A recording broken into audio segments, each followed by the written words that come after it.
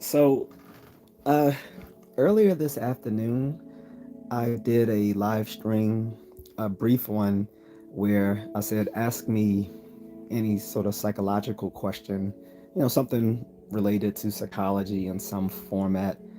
Um, and I had to cut it short because I was on my way to the gym with a friend.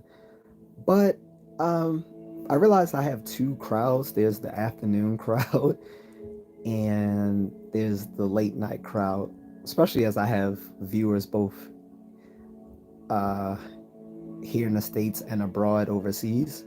So I decided let's extend this a little bit. I'm a little energetic because I did a third workout today. I did my run in the like morning, late, early afternoon, which is still late for me. I mean, as far as how to what I prefer doing when I get up. But I did like a late morning, early afternoon run. Then in the evening, I went to the gym, and then like an hour or so ago, I did a very brief late night run. Um, but I thought I could just extend this a little bit longer. So let's do this again, um, twice.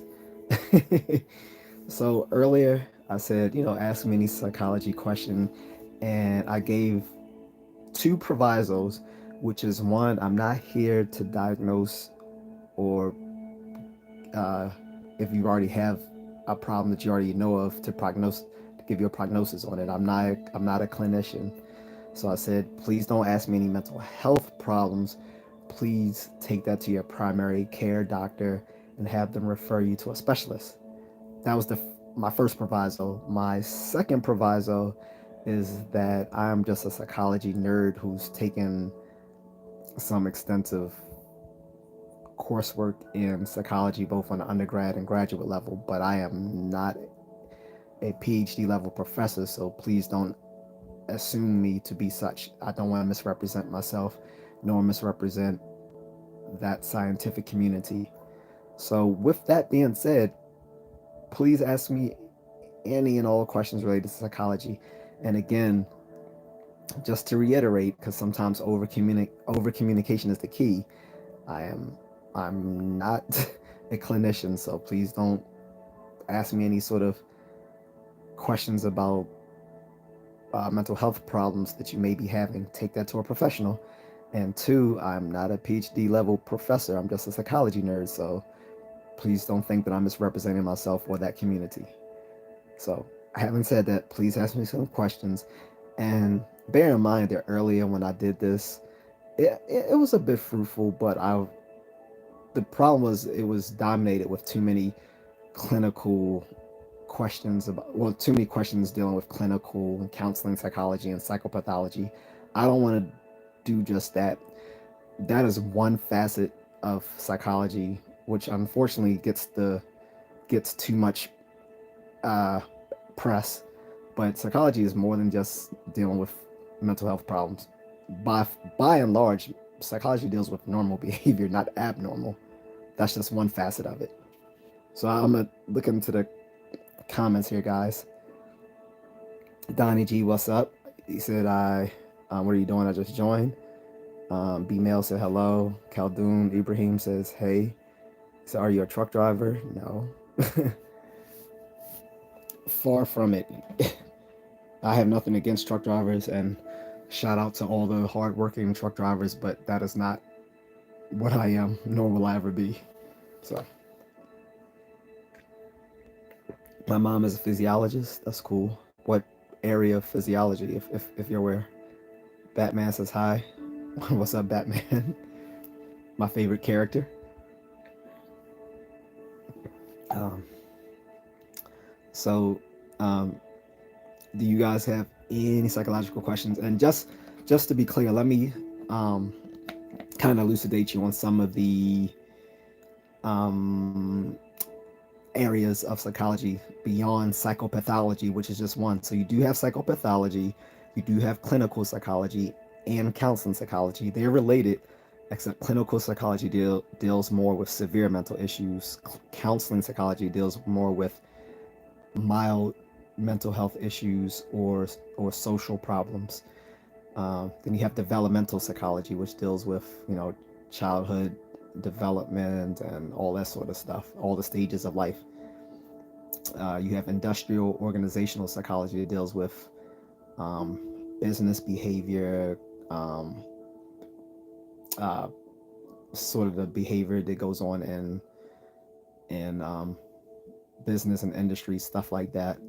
You have uh, you have cognitive psychology that deals with all the different mental processes that go into human behavior and our cognitive abilities.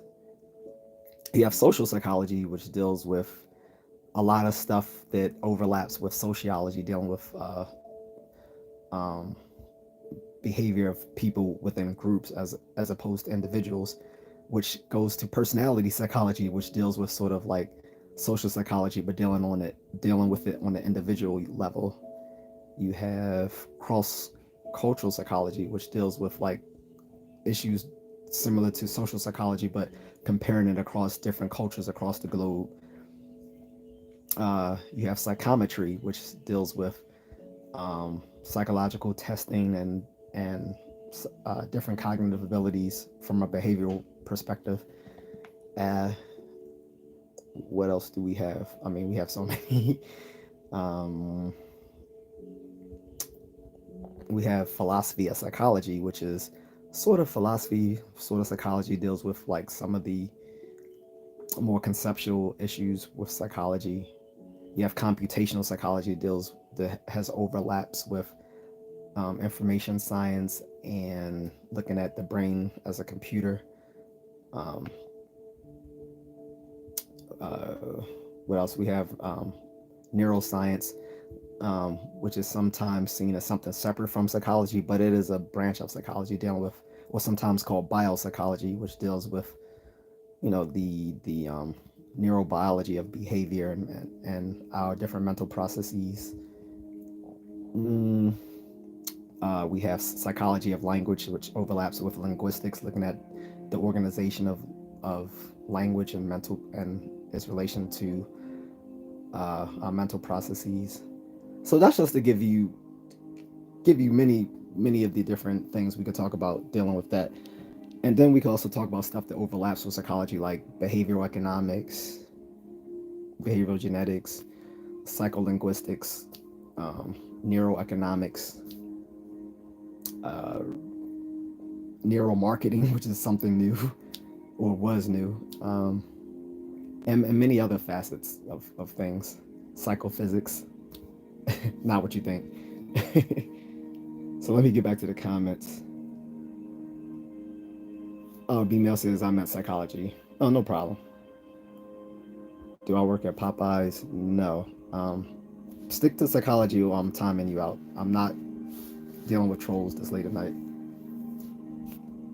Why the fuck would I be working at Popeyes if I'm saying let's talk about psychology? Schmuck.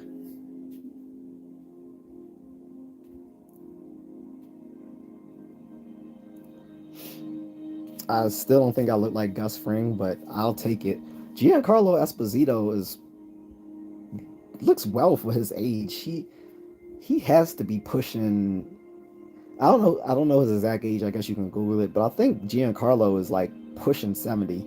He's about to play a whole new character in Marvel right now. He finally gets his own Marvel character. He's going to play a supervillain in the new Captain America movie. They haven't announced who the supervillain is, but Giancarlo Esposito is awesome, both as a thespian and he's just an all around cool dude. He's been in the earliest Spike Lee movies. He's well put together. Like he's half black, half Italian. If people didn't know, he seems like a cool dude. But keep saying Gus Fring doesn't really ring a bell to me because I never watched Breaking Bad. Some of you, I don't spend all day watching TV like some of you do. So don't expect me to know a bunch of references to things that I haven't watched because I never was interested in Breaking Bad. I didn't want to watch a movie, a TV series about someone going from being a teacher to a meth dealer. Like, didn't care about it. So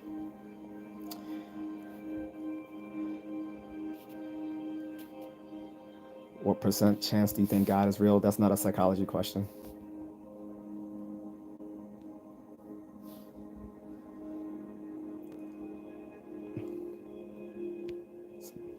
Superhero movies are terrible, the death of creativity. No, they're not. These are the creations of things that, first of all, superhero movies are better than any organized religion tales. Like the stories that came out of comic books have been better than came out religious books written by a bunch of people who spent too much time fucking sheep in the desert 4,000 years ago. So, superhero movies are awesome. Not all of them are good, but that's just because it's become lazy writing and a go-to for Hollywood instead of being original. But superhero movies have been some of the best cinema on film. Endgame was awesome. Infinity War was awesome. Superman 1978 was awesome. Batman 1989 was awesome. The Dark Knight trilogy was awesome. Avengers 2012 was awesome. I can go on. So, if y'all like superhero movies, too bad. I'm a nerd, so I love them. Now let's get back. Again, I'm gonna stick to psychology. If we're not gonna talk about psychology, I'm gonna end this early because that's all I'm interested in talking about. You guys always want to talk about stuff off topic, and then when I give you your own day to talk about something that you were interested in, you don't even show up for the live stream to talk about it. So we're only talking about psychology, and that is it. Anything else, I don't care about religion. We can talk about philosophy as it relates to psychology. I'm not talking about religion unless we're talking about the psychology of religion. But I'm not talking about psychology, not talking about movies, not talking about anything not dealing with psychology, period. Full stop.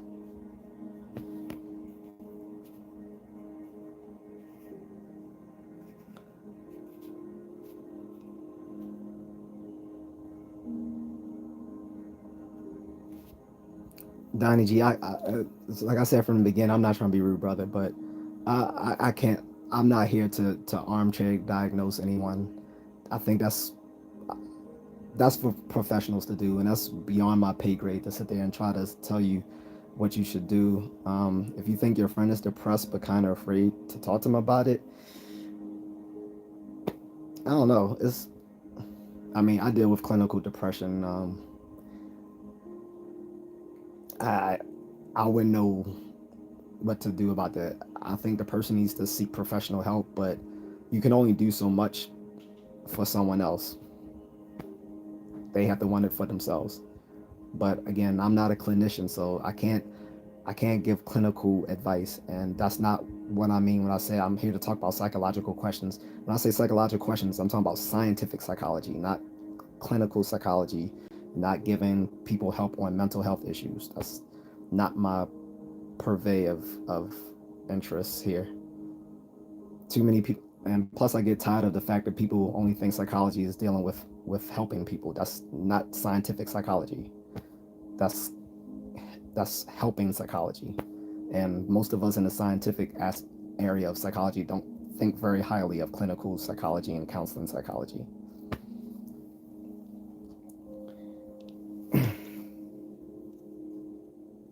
You think narcissism is a disorder or part of human instinct? Something can be, they can be both. They can be things that were instinctual but still maladaptive. Um, if you're talking about narcissistic personality disorder, then yeah, it's obviously a disorder. But if you're talking about it as a personality trait, not necessarily. You have a thing called the the the big five, which is a personality inventory. They kind of can tell you what people's different personality types are along the five big personality traits. Narcissism is one of them. So it is a part of human nature. It may not be likable, but it is a part of human nature. But that deals with personality psychology. Look up the big five. Like I said, it's right now our best scientific explanation of personalities and how they fall along these five different traits and how when they're combined they lead to different sort of personalities that folks have. And like I said, one of them is narcissism. So it's definitely something, I guess, more or less you can call natural. So what? You're being timed out. I told you I'm sticking to what I'm talking about here, not what you want to talk about. So get the fuck off my channel.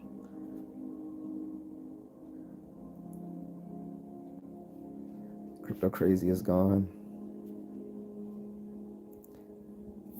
Guys, be assured that I will block every single one of you if you can't stay focused and want to just troll. Like, go beat off somewhere else. I'm not talking to incels right now. Thanks, Donnie. Again, like I said, not trying to be rude.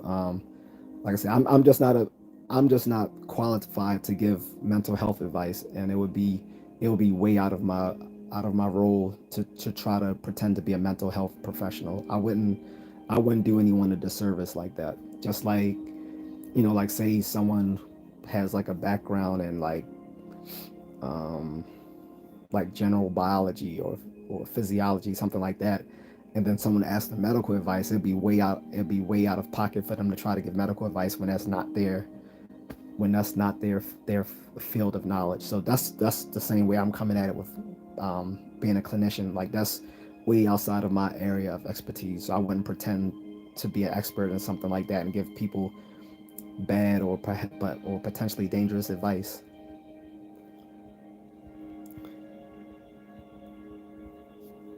Joshua Taylor says, "Don't believe in freedom of speech." You obviously don't understand what the freedom of speech is. Why don't you go read the Bill of Rights? Freedom of speech deals with freedom of speech from the government, dumbass. Go read the fucking Bill of Rights. You don't know what the fuck you're talking about. This is why they shouldn't have taken civics out of public education because of idiots like you. Now you're getting timed out.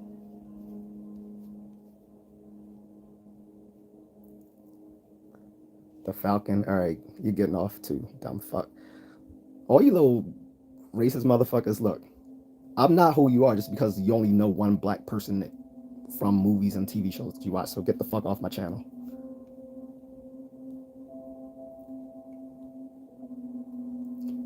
Yeah, thanks, Donnie G.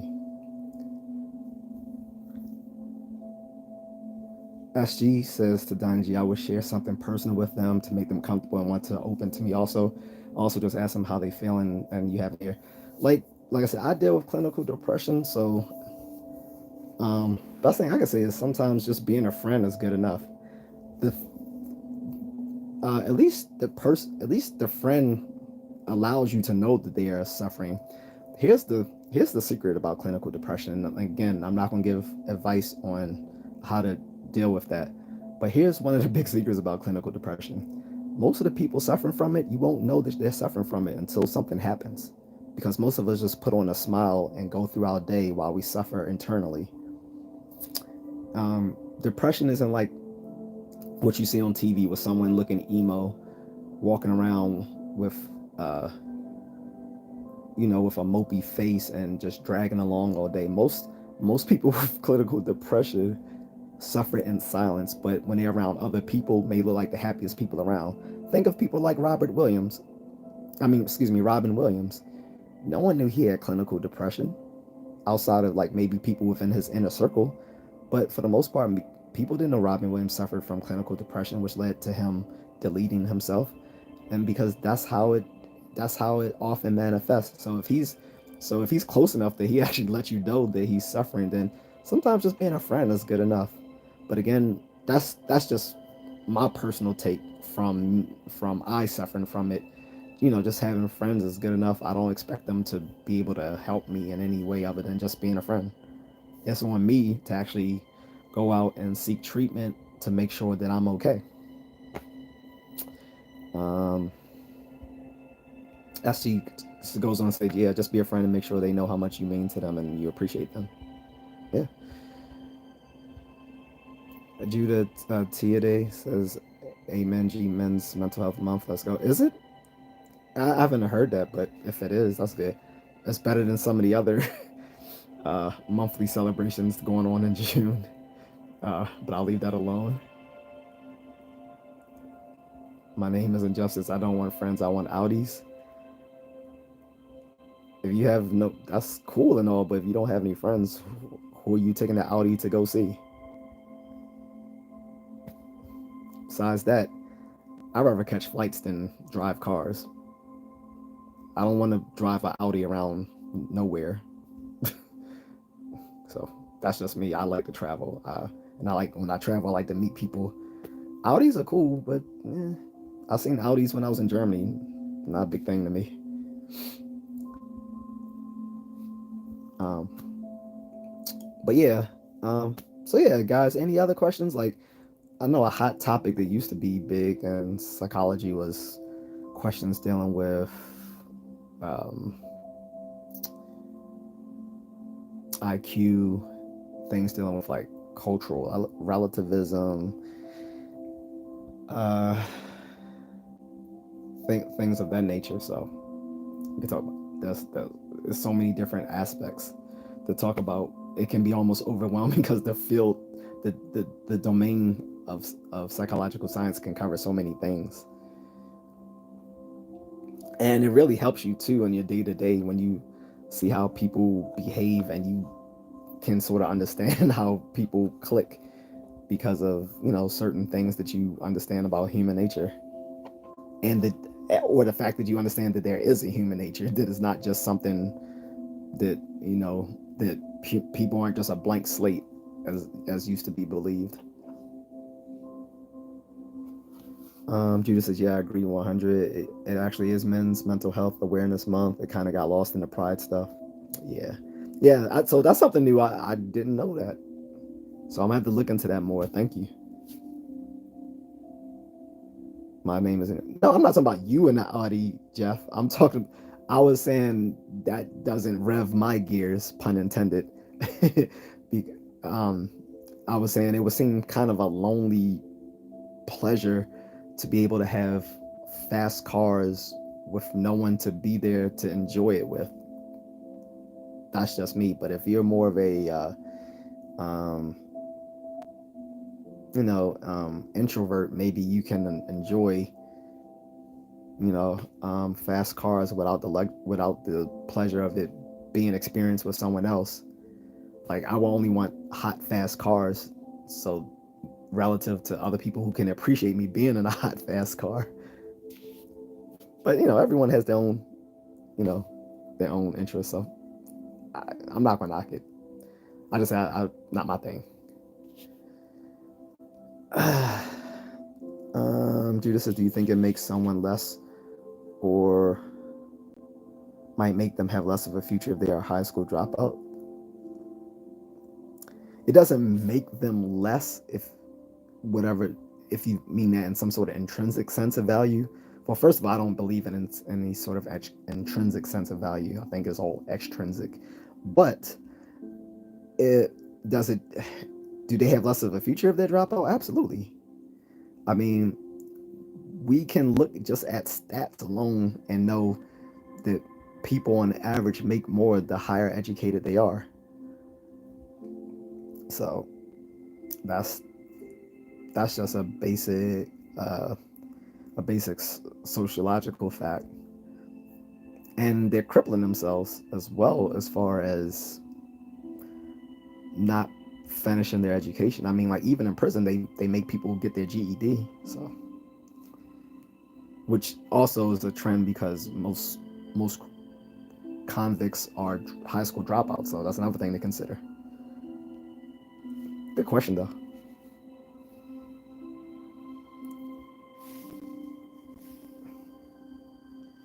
Some of these people are getting timed out. John says, do you have empathy? In other words, do you cry or mimic crying? Mimic crying? I don't know why I would mimic crying. But yes, everyone cries. And every normal brain person has empathy. People who lack empathy are psychopaths. that, that is a typical characteristic of someone who has a psychopathic disorders. They lack empathy towards others. And yeah, most people cry as a common emotion that everyone experiences. And you can, and I don't mean crying just for sad because you feel sad. You can cry when you feel happy as well. mimic crying, I don't understand what that is. I mean, if you're fake crying, I mean, unless you're acting or trying to elicit a certain response for someone by playing on their emotions, I don't think that would be anything close to being empathetic towards someone. Jason 1357 says, I feel like I don't care to have good things if I can't share my experiences with the ones I love. I don't know what to say. Like, again, I'm not a mental health clinician here, so I can't give mental health advice because woefully I'm um, unprepared for that task. Again, if people have certain things they're dealing with mentally, I would say seek professional help. And when I say seek professional help, don't take that as a diss. I think it's important that people seek professional help for whatever ails them. It's just like if you feel sick, if you have physical pains, you go see a doctor. Same thing with mental health. If if you feel mentally unwell, if you have mental pains and suffering, you go see a mental health clinician. Same thing. And usually the first step is going through your primary care doctor, and they'll usually refer you to a psychologist. And depending on how it goes, how your managed care or your HMO or your um, state provided care works, usually what will happen is they'll send you to a clinical psychologist, probably has a background in neuropsychology. They're going to do your testing, right?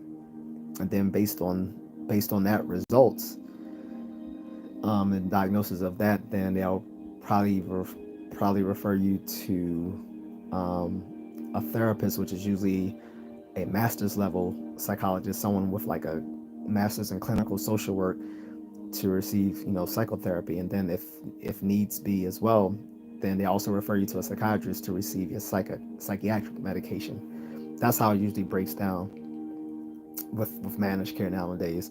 But if someone's paying out of pocket, then they have much more of a wide variety of types of mental health professionals they can seek. Like, they can go get psychodynamic therapy, which is usually not covered under managed care because it's not considered brief therapy.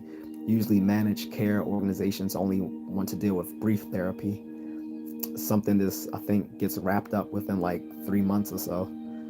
Psychodynamic therapy can take years, and psychoanalysis, which is the traditional form of psychodynamic therapy, can take as long as that person wants to keep you, and that can involve like seeing them 2-3 times a week. I don't think psychoanalysis is particularly that useful, other than it may be for someone who has like really lonely and needs someone to talk to and has the money to pay for the expensive psychoanalysis. It will give you insight into a lot of your problems, but the problem is evidence there's no scientific evidence that getting insight alone will help treat cure your problems. So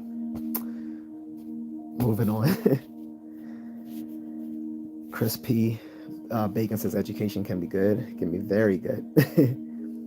Ninja says, do dogs have a consciousness? I don't know, because there's still an open question whether humans have a consciousness. It depends on what you mean by consciousness. If you mean are they aware of their external? If you mean by that, do they have awareness of their external environment? Yes. If you mean they have some sort of self-knowledge about themselves, I don't know. And if you mean a more phenomenal sort of consciousness, then I definitely don't know, because I don't believe people have a phenomenal consciousness, to be honest.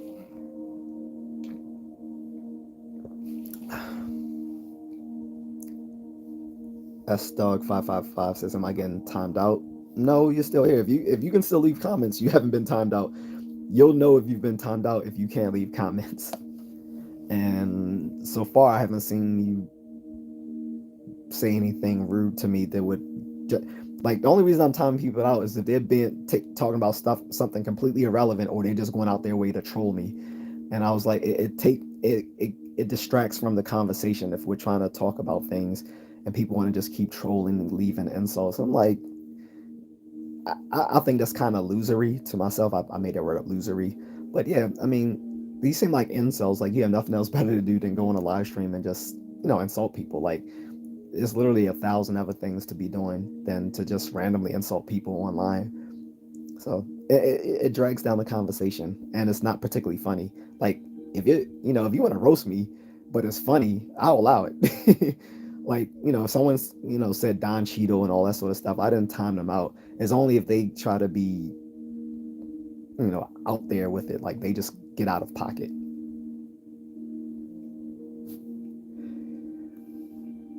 But anyway, I'll start 555. Have a good evening or good day, depending on what part of the country or the part of the world you're in right now. Ninja says, if I swipe out of here, will you remember I was once in here? If I see a name pop up again, sure, but I see so many people that I usually remember people's YouTube handles when they reappear in the live stream. I have pretty good memory, but I probably won't remember the conversation, to be honest, unless it was like something we spoke about that made me think about something.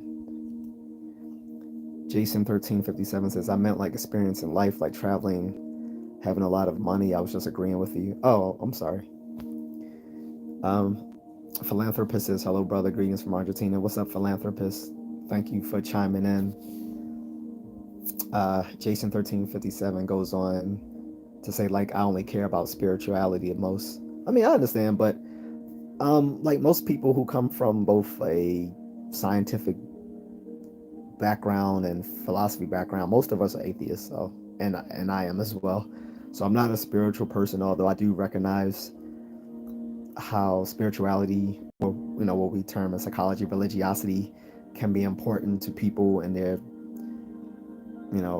personal development. So and it's not like I run from all spiritual aspects. Like you see right there, I have a medicine bag on my wall, an indigenous American medicine bag I've constructed. Well, I didn't construct it myself. These are from, it was made from actual Native American artisans, and I put it together. And from what I know about some Native American tribal religions, particularly that of the Lakota. And I also keep a St. Michael's charm on my old army dog tags. It's because I remember when we were being deployed, someone in my unit went out of their way to buy everyone in the unit St. Michael pendants. I don't know if they bought them or it was something that just came down from someone higher up in the chain of command, and just gave it to us as to give us courage, because St. Michael's is the patron saint of the U.S. Armed Forces. So I put something I wore my dog tag, even though I was atheist. I mean, because even though if you look on my dog tags, this is no religious preference, which nowadays you can actually put atheist on there. But when I came in the 90s, that wasn't something that you could put on your dog tag. So I just put no religious preference. But again, I'm not averse to people's religiosity. I'm just not myself. So, philanthropist says, yeah, that's normal. Don't worry. It happens to everybody here in YouTube. Lives, they can come from everywhere. B-Man says, if blessed with a superpower, what would it be and for whom would you use it? Hero, anti-hero, or villain? So even though that's not psychology, a psychology related question I'll answer just because I love nerdy stuff like that. I've already said, like, I mean, this is your first time on the channel, B-Man, so you probably don't know, but I've stated a few times that if I could have a superpower, it would be super speed, provided that it's grounded in actual science, that you have to have a combination of superpowers for super speed to work. for just about any superpower, you need to actually have a combination of superpowers for them to work in real life, because otherwise you would probably kill yourself trying to use them, or you would kill others trying to use it unintentionally. So mine would be super speed, because along with super speed, in order to have super speed, you have to have super perception, or super mental processing, so that you can actually be able to think and react in real time while you're moving in super speed, which means that you can also use that in your academic and intellectual life. Like, imagine that you can just zip through studying in like 15 minutes. Like, you could, like, something that would take you maybe like six hours of studying, to you can do it in like 15 minutes or less. That would be super useful.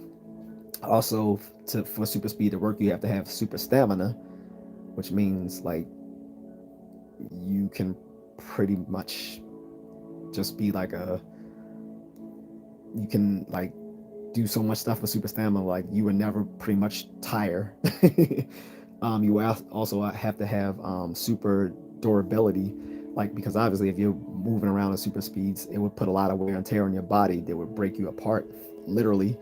So you would have to have that. um, the downsides to super speed would be you have to ingest insane amounts of calories every day to maintain yourself, which isn't necessarily a bad thing, but it would take you having a lot of money though, because you would have to eat a lot every day, which is great because that means you could pig out all day every day on all your favorite foods and be no worse for the wear. um, Philanthropist says you were in the army. Damn, bro, you're the goat. Nah, I'm not. I appreciate it, but I was just a regular army guy. It's nothing special I did. I wasn't in a combat role. I didn't do any. I wasn't any sort of special operator. So I just did my thing so to help me get through college. That's all. Philanthropist says also there's a term called anti-villain, somebody who acts like a villain but in a more humane way. I don't know, something like Al Capone. No, Al Capone was not an anti-villain. He was just a villain. He was not an anti-villain. Like, just because a villain does nice things does not prevent them from still being a villain. You're thinking of anti-hero. Like, an anti-hero is someone who straddles both lines. Someone like Deadpool or Lobo. Lobo is sort of like the DC version of Deadpool. They're anti-heroes. And then there's been some villains who've been turned into anti-heroes over time. Like, they've got the god awful Harlequin into like an anti-hero now. They've turned Deathstroke the Terminator into like a anti-hero. Most anti-heroes start off as villains, but because they become so likable to fans, then they give them admirable traits, which then makes them anti-heroes. But as far as I know, the anti-villain is sort of like a contradiction in terms. Crossman 46 says hello, what's up? Baked Junk says Diddy didn't do it. Yes, he did. Brayden Clark says have a good night, sir. Thank you, Brayden. Philanthropist says yeah. Brayden Clark says thoughts on galvanized steel. What do you mean? You mean as far as firearms? I don't know what that means, but for the people who just jumped in the chat, um, today I'm just talking about psychology questions, and I mean scientific psychology, not clinical psychology. So if you have any questions about scientific psychology or linguistics or economics or history, or philosophy of psychology, those sorts of things, that's what we're talking about. Very nerdy stuff. And Nigel L says Drake a villain archetype or anti-hero? I can't say. I don't really like the dude. I think he's a culture vulture. I think he's way too liberal in the use of the N-word when he's barely black. Like, he's a half Jewish kid who's removed his black nose feature. Lied about talking about. I mean, he lies in his raps about how hard he had it growing up when he grew up upper middle class in Canada, and then got a starring role in a teenage drama series before he was even a rapper.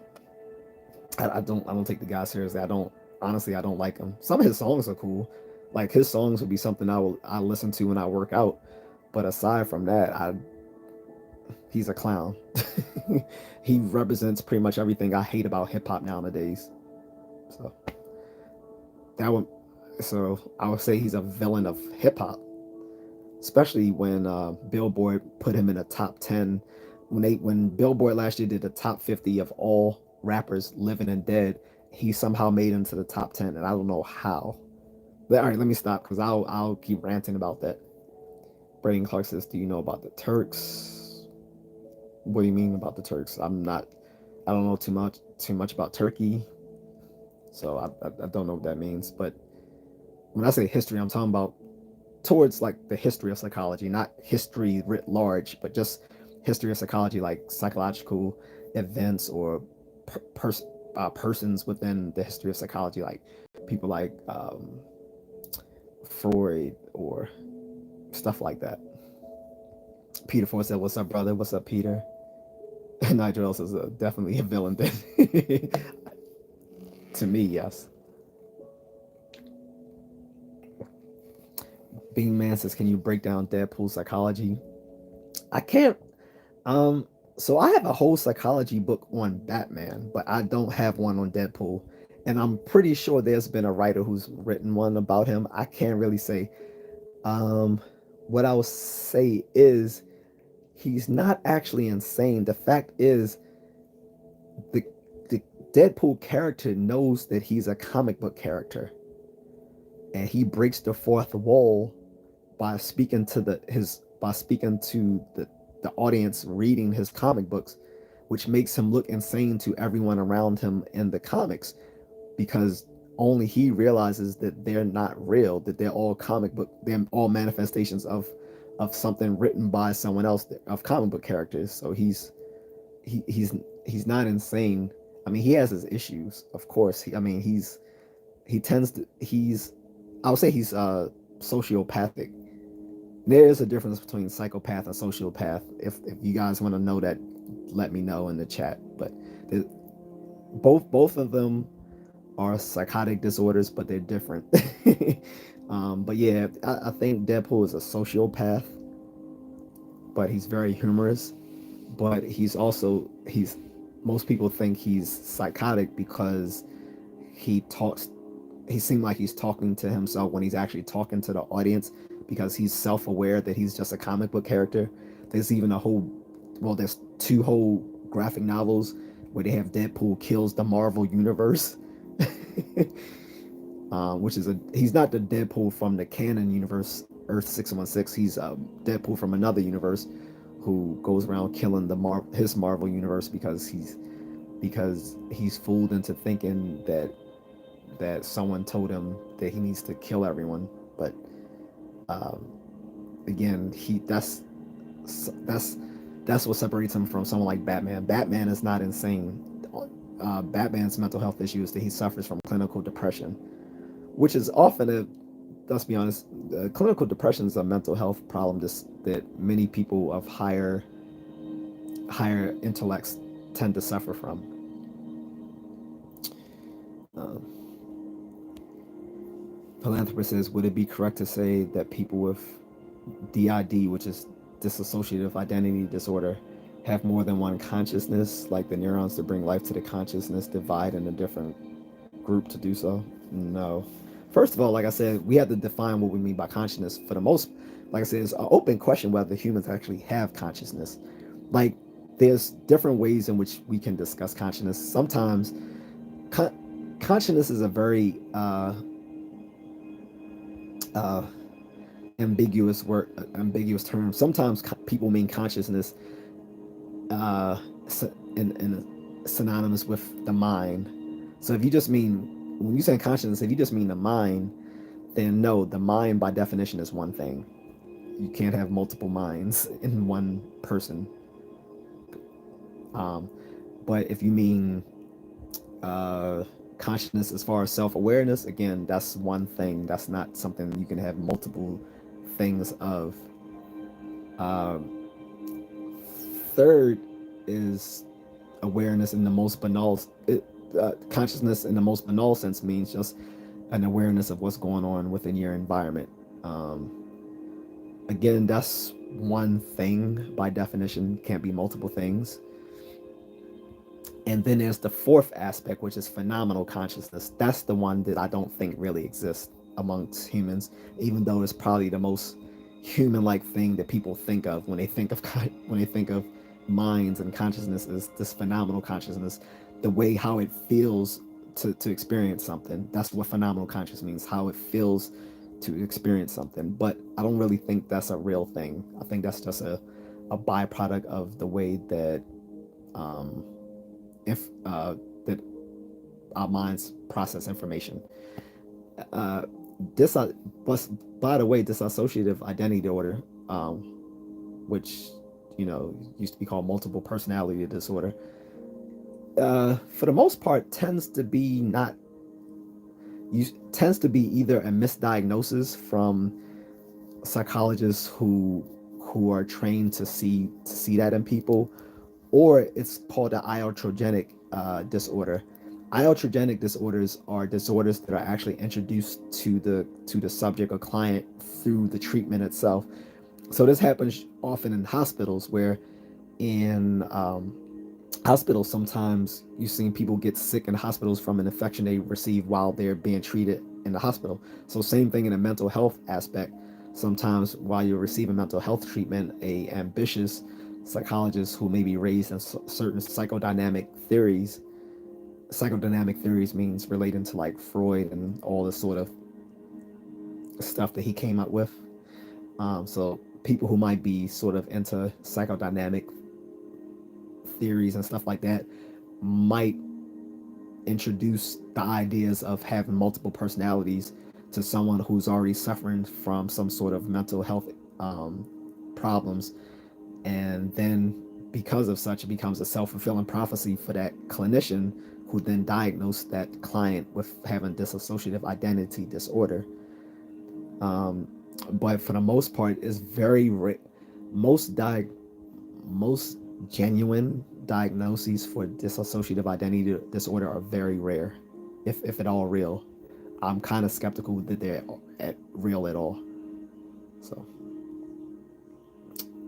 but it has nothing to do with like what type of neurons are firing and stuff like that. Is usually assigned to someone who has some sort of mental health problems, but then they get seen by the clinician as being this a facet of multiple personalities, and I don't really think those are real. So, philanthropist says, I think the name was orbital frontal cortex. No, so the orbital frontal cortex, which is right here between your eyes and like 2 inches back, is the seat of like where a lot of your thinking and where a lot of your attention and decision making goes on. That really doesn't have anything to do with this dissociative identity disorder. Tobias King said, "What is the difference?" Oh, okay, so first of all, what's up, Tobias? So you're asking the difference between psychopathic disorder and sociopathic disorder. So basically, the biggest difference is one is learned and one is innate. So someone who's a psychopath is someone who would have displayed these problems since childhood. So we tend to think that there is actually an innate mental health problem with which they were born, because you'll see it manifest in them as kids. Usually as a kid, it'll show up as a childhood psychiatric disorder called I think it's called childhood defiance disorder, where they're like very they won't get along with any sort of authority. They're just completely irresponsive to authority, to the parents, to adults, to any sort of structure whatsoever. That tends to be like one of the earliest manifestations that person has is a psychopath. Sociopathic disorder, on the other hand, is something that can be learned later on in life. Like, for instance, so the difference between the Joker and the Harley Quinn. Joker was probably a psychopath. Like he was born that way. Harley Quinn is a sociopath, where she learned it later on through having some mental health issues after Joker damn near killed her in the hospital or whatever. So it that's the difference. If that makes sense to you, Tobias. A philanthropist says, I already gave my like. I appreciate it. Thank you. And subscription. Awesome. Thank you. Thank you. A B man says, I hate it when my religious parents say there's no atheists in foxholes. Have you had that same experience?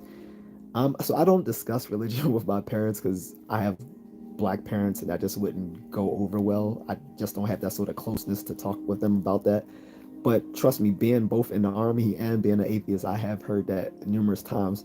And it's just patently false. Like, when I was deploying, when we were deploying to Iraq, when I was in the army, that didn't suddenly make me religious, like worrying about, oh, I better worry that my soul doesn't go to hell. No, I'm worrying about staying alive. I'm worried about living. I'm not worrying about what happens to me after I'm no longer living.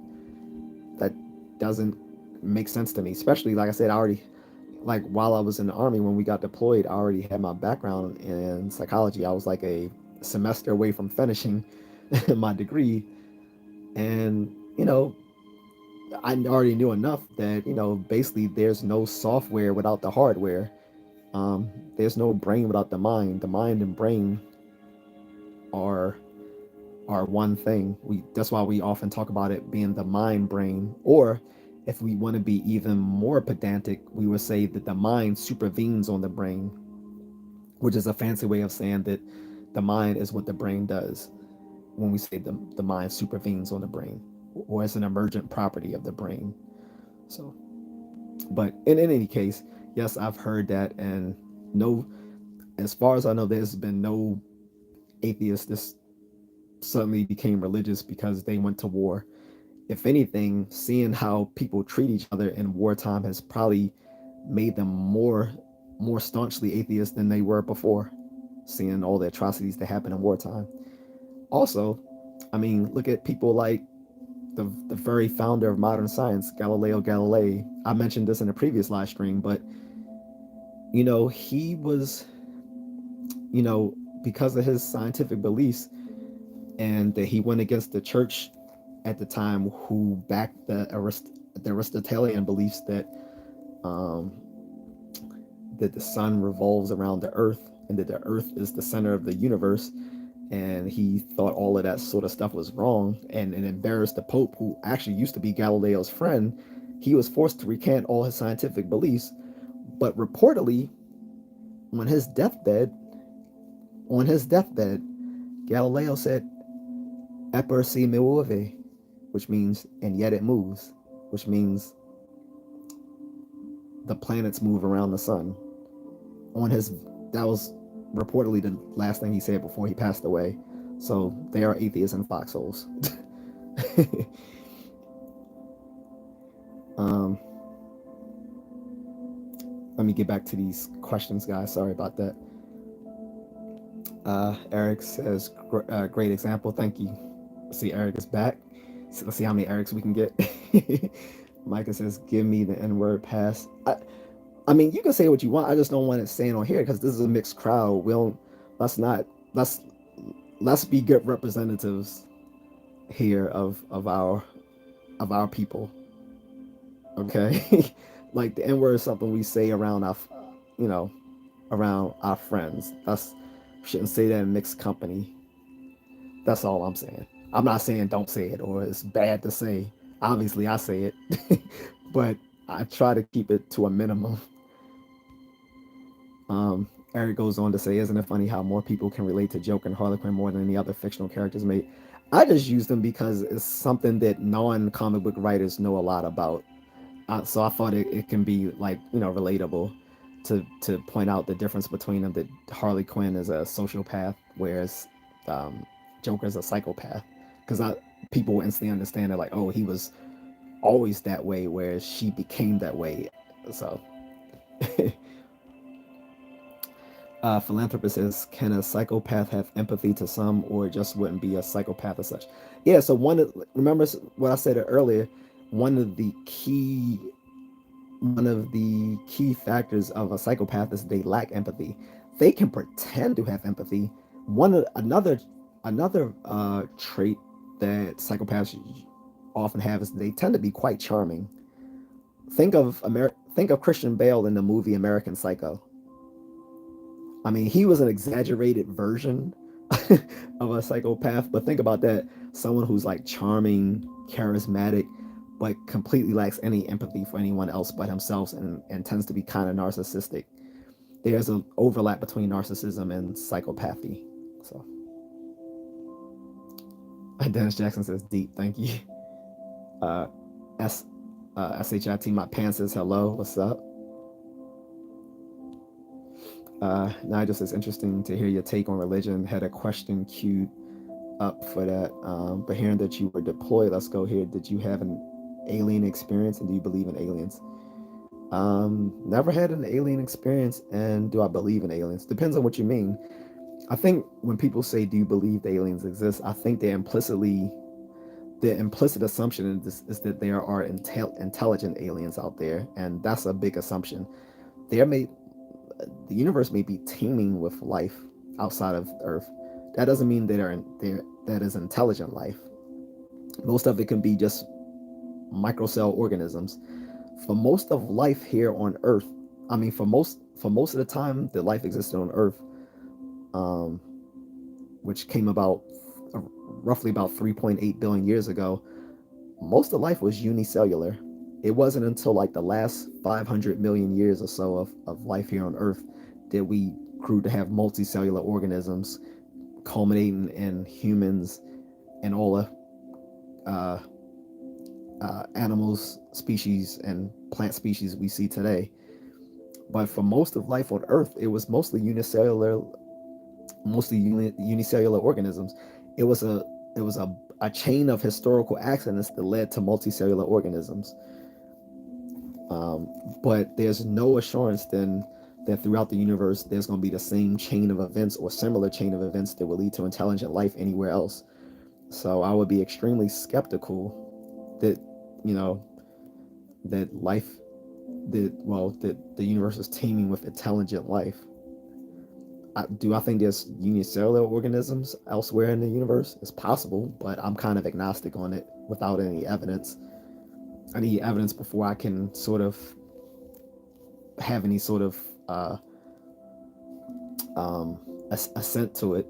So that's where I am with it.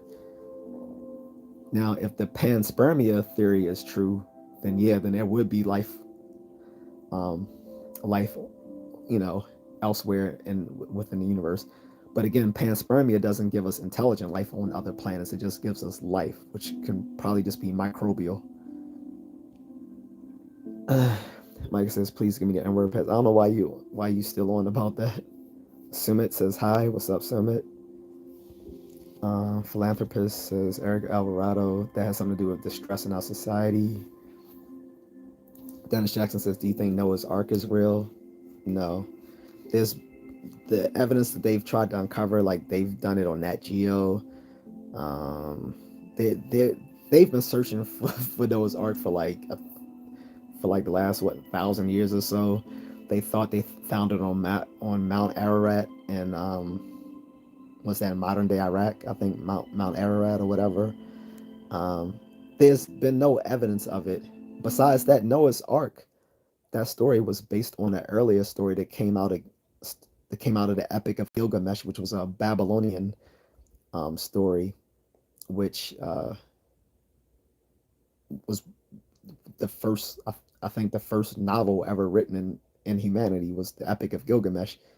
So it was written like that. So the story of that flooding out of the Epic Gilgamesh was written like almost 1,000 years before the Noah Ark story. So they just kind of plagiarized it. So I'm very skeptical that would ever happen. It might have been based on something that locally happened within Mesopotamia at the time. Like maybe there was some local flooding that went on in the Mediterranean or dealing with like um, melting glacial waters. But other than that, there's no evidence that ever occurred. Besides that, Besides that, the logistics of how they put all these animals on this boat is just too fictional to take seriously outside of a biblical context. It just wouldn't make sense. By the way, I hope you guys are enjoying the lo-fi music in the background. That is intentional.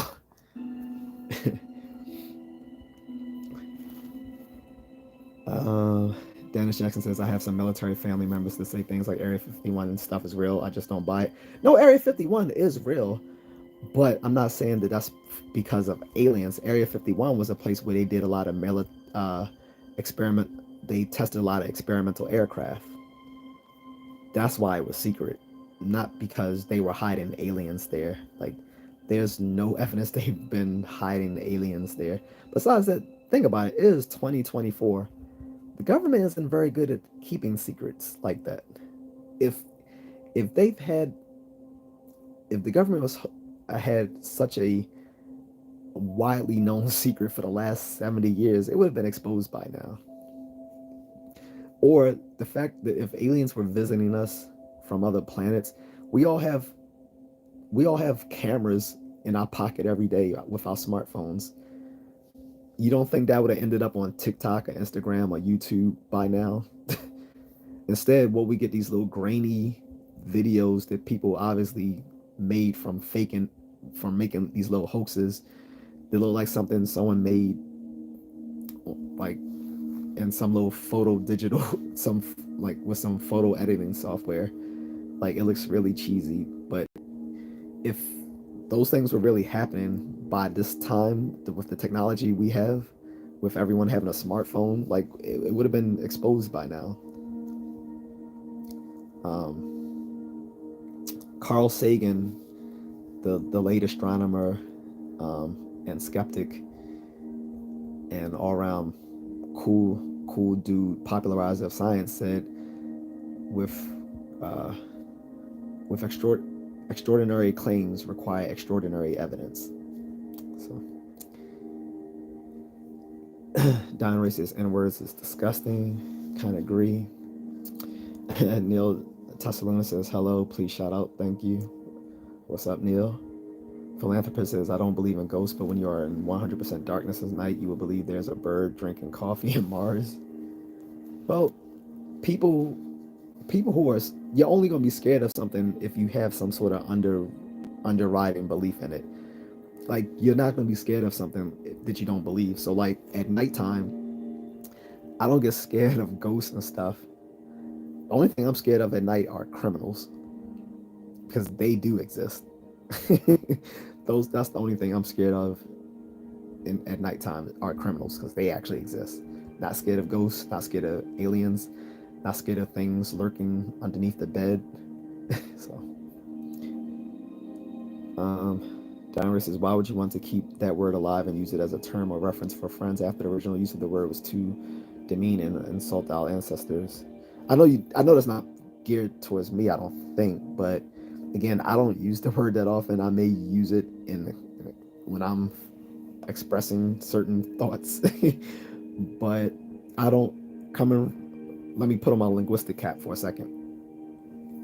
I don't believe in giving words power by saying that they can be by. I don't. Most people who've taken linguistics don't believe in taboo words, because saying that certain words are taboo to say is tantamount to saying that they're magic, like they have a power over people just by the mere utterance of them. And most people who have a background in linguistics simply don't believe that. We kind of believe that's poppycock. Like, obviously there's a time and a place for some things to be said or not, but to merely say that a word is taboo just by its mere utterance, to me, is kind of preposterous. To me, it's just that it might be offensive. Now, a certain word being offensive obviously means that you should have some common sense in what to say at what times, but that doesn't mean that a word can never be uttered. So that's my take on it. Nigel says, but that is based off what we know, which in itself is limited. Plausible that other species exist that have advanced beyond we are. Yes, but that's called an argument from ignorance. Um, the argumentum ad ignorantium. An argument from ignorance is basically saying, well, we don't know X, therefore X is true, or we don't know X, therefore X is false. That's not a logical argument. Saying, well, because we don't know something, then for all we know it can be true, does is not a that's not rational at all. Um, we want to use Occam's razor here and go with the we want to go with the most plausible explanation for things. So if we have no reason to believe something exists outside of all the things we know now with science, then that doesn't mean taking making a jump from logic and saying, well, this exists because we don't know. You can literally, if you don't understand why that's wrong, just imagine that you can literally do that for anything. You can literally say, well, we don't know it. Well, we don't know this exists. If this doesn't exist, therefore it does exist. That doesn't make sense. Well, I don't know if the Great Pumpkin doesn't exist, so therefore it probably does exist for all I know. That's not logical.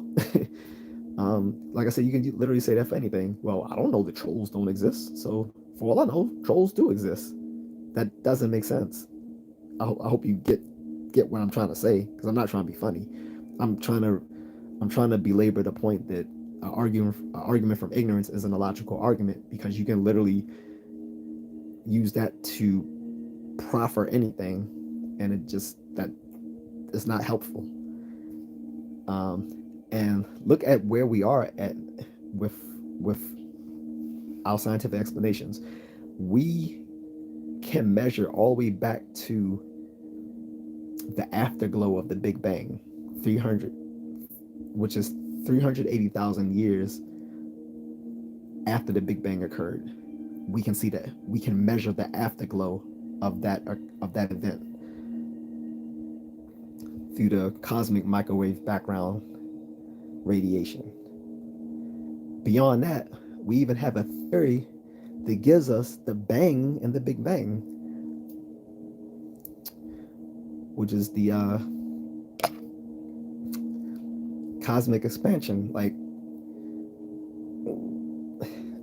where in all of that does that leave us with extra scientific beliefs in aliens and other things? We're looking for, so instead of using scientific reasoning and logic and common sense, we're just going to abandon all that and say, well, let's just look for the gaps in all our knowledge, and maybe somewhere in those gaps we can find these things that there's no evidence that these things exist. It's not rational. Tyrone Malone says, sup, homie. Tyrone Malone says they'd eat each other. Exactly. Like, the logistics of Noah's Ark doesn't make sense. Like I said, taking it outside of a literature, out of a literary context, it just simply wouldn't make sense. And then what about all the bugs? What about all the microbes and viruses and all the little nasty invisible things? Did they collect those things as well? Wouldn't they kill each other off? How do we ensure that and assuming everything got pair bonded correctly for the things that are, pair bonded, what was to say that they successfully bred children? Like, it's something not to take, like, it's not something to take literal.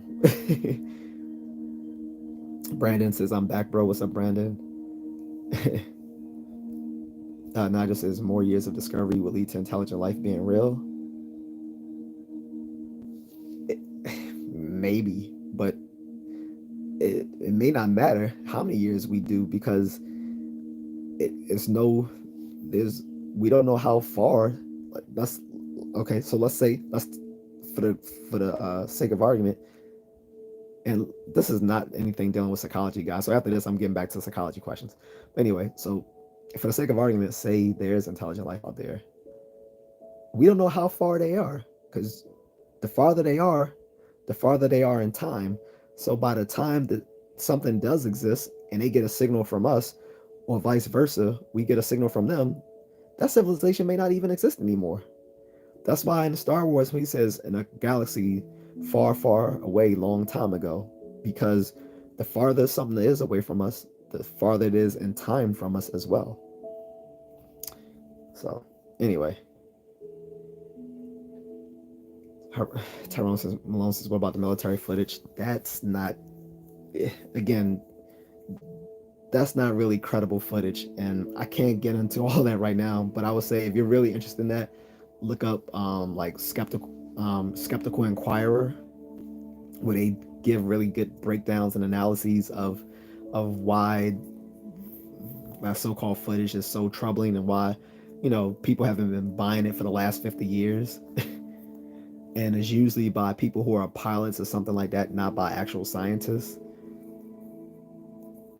And there are a lot of things we see as UFOs, or now called UAPs, because this UAP is supposed to sound more scientific than UFO, unidentified aerial phenomena. Um, Most of that stuff is just meteorological things, meteorological phenomena. Lee Gormley says, "What's up from Australia? What's up, Lee?" Dennis says, "The military changed you for the better or worse?"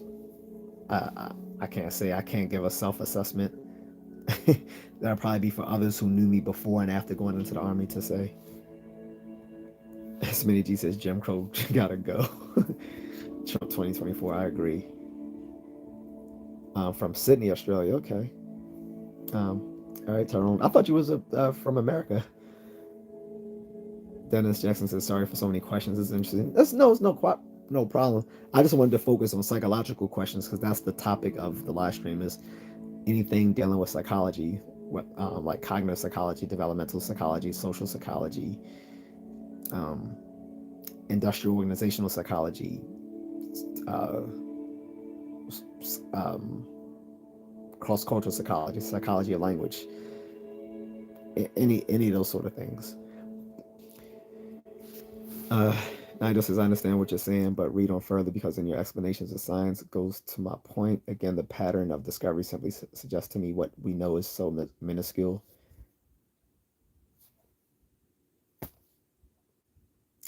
I don't know what to say to that. Like I said, you're you're you're assuming that science is supposed to be omniscient. That's not the goal of science. The goal of science is to give us an accurate portrayal of reality in nature,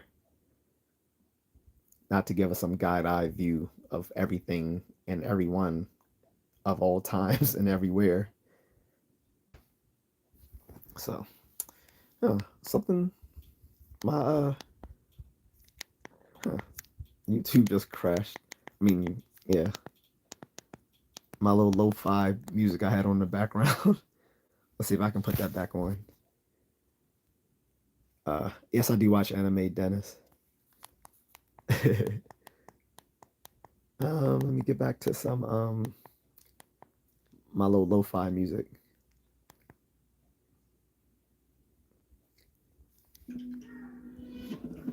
So,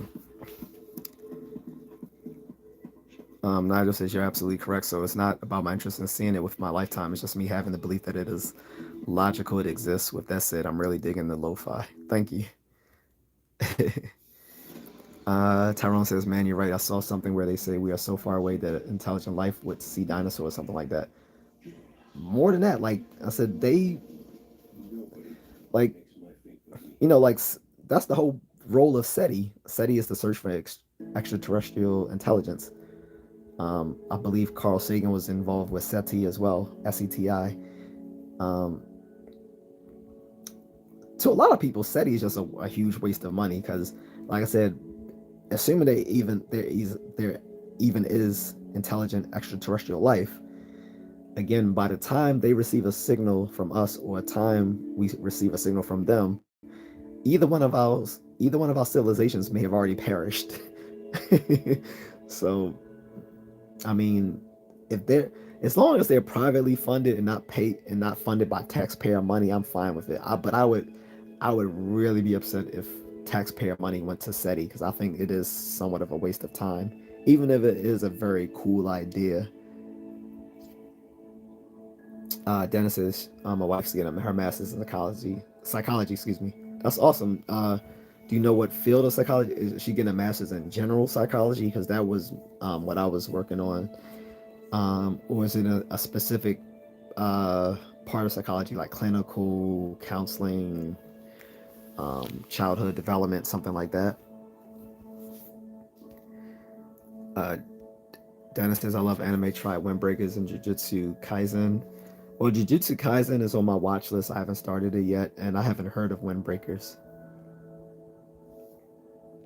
And I just as an apology for going left with that alien theories. I'm certain I can come up with one topic of views hailing from Jamaica, by the way. That's what's up. It's in marriage. Okay, so um, yeah, marriage. I think that deals with what do they call that? I guess psychology of like dealing with like relationships and stuff like that. She's gonna be doing like family therapy, something like that.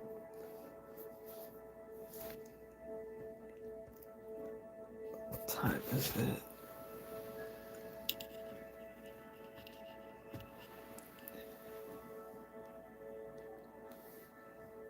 Marriage and counseling is what she says. Yeah, so that's why I figured when you said marriage, I figured it had to do something with counseling. The funny thing is, most people when they first come into psychology as an undergrad, most people want to do something dealing with like counseling or clinical psychology. But then when they actually learn all the breadth of psychology, some people change their mind. Like that's what happened to me. Like when I first went to my school, I was actually first a general major in general biology because I was going to go pre med and follow that route to trying to be a psychiatrist. But for a project for one of my other classes, I had to shadow a person whose career I planned on doing.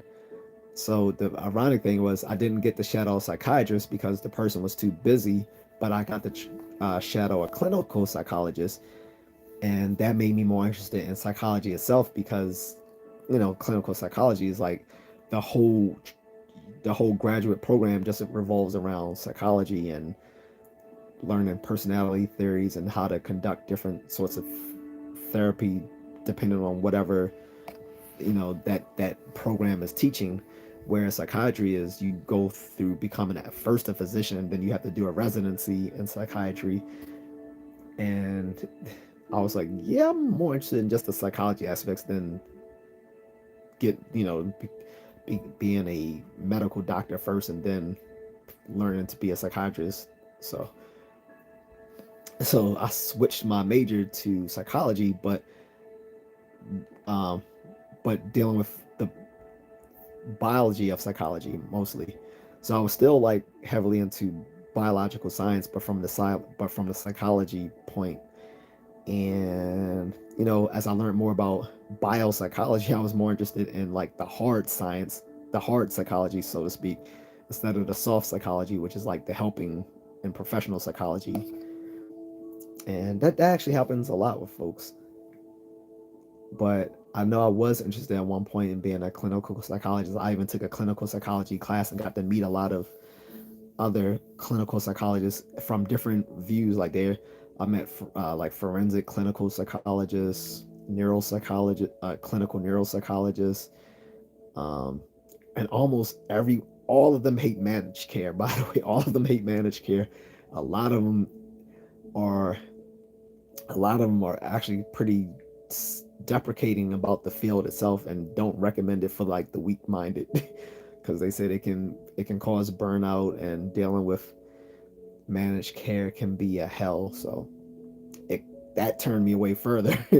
Hearing people in that actual field like seem so mixed about practicing it. So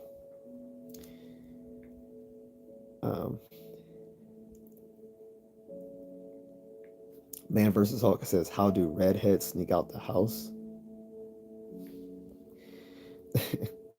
Tyrone Malone says, "I sub, man. You seem like a very interesting person." Thank you, Tyrone. Appreciate it, man. Nigel says 100. Dennis says, "I subbed as well." Thank you, guys. I really appreciate it. You really don't know. It really helps out a lot because everything you do on YouTube is algorithm based. So like everything, like how much people watch the videos, how long they watch, whether they like it, um, whether they leave comments or react, subscribe, share, notifications, all that stuff, like all that is algorithm based and will project someone onto being more seen within the YouTube sphere. So I appreciate it a lot, guys. Thank you. Um, but yeah, there was something like marriage and counseling I was once interested in. I can't remember what it was called. I think it was more dealing with family therapy, which is something similar. Um, and then there was like rehabilitative counseling. And the good thing about counseling is, and your wife can tell you, it doesn't deal with people with severe mental health issues. It deals with people who have either mild mental health issues or just dealing with like, more like social issues. So I think counseling psychology can cause less burnout than dealing with clinical psychology where you're dealing with severe mental health issues.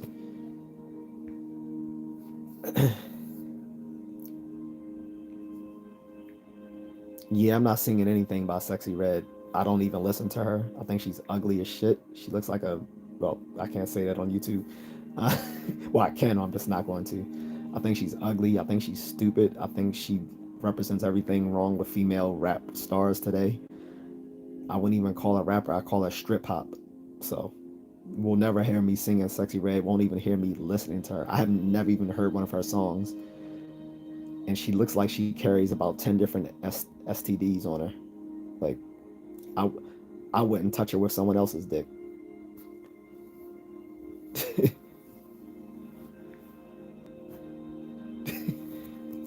And why would I? And I'm a dude. I'm not. I know this Pride Month, but there's no Pride Month on this channel, so you will never hear me singing a female-led song, regardless of the musician. Like I'm not like one of my favorite female singers is Sade. You will never hear me singing Sade. You will hear me listening to Sade for sure, but I won't try to sing her songs because that's that's that's too Diddy for me. Diddy will sing a Sade song while he's hitting Meek Mills from the back. But sorry, I'm being random. Let me stop.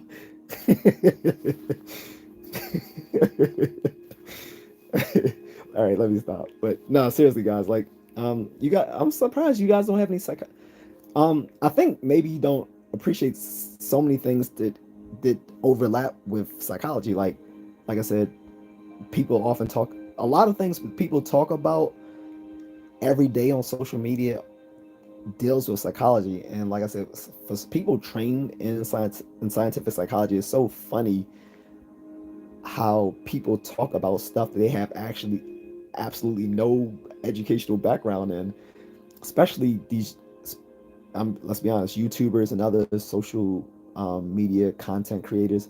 Like they're always giving advice or talking about statistics and stuff like that, and they have no background in what they're talking about. You I'm not trying to toot my own horn here, but at least you're actually talking to someone who actually has a background in stuff that people discuss daily on social media without having any knowledge of what they're talking about. Like when within the gender war that goes on online, you hear people spouting so-called facts and statistics and data all day long, and both sides tend to be wrong about stuff because they don't know how to neither read nor interpret statistical information, nor do they know how statistical inferences are made. Um, you hear people giving sort of all sorts of relationship advice, and these people lives are so fucked up they shouldn't be giving anyone any sort of advice whatsoever.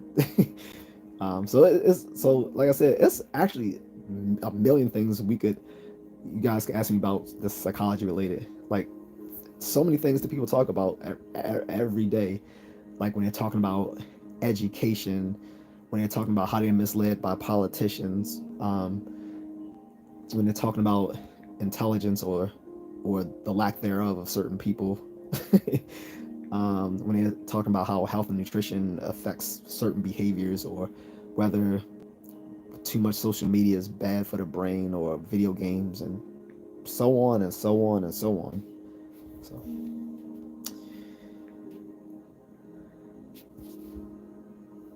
definition of essence is being tied up. Where did you see a shoelace? I'm gonna say this one more time for the cognitively impaired. I don't go to your job kicking dicks out of your mouth, so don't come to my platform saying dumb shit.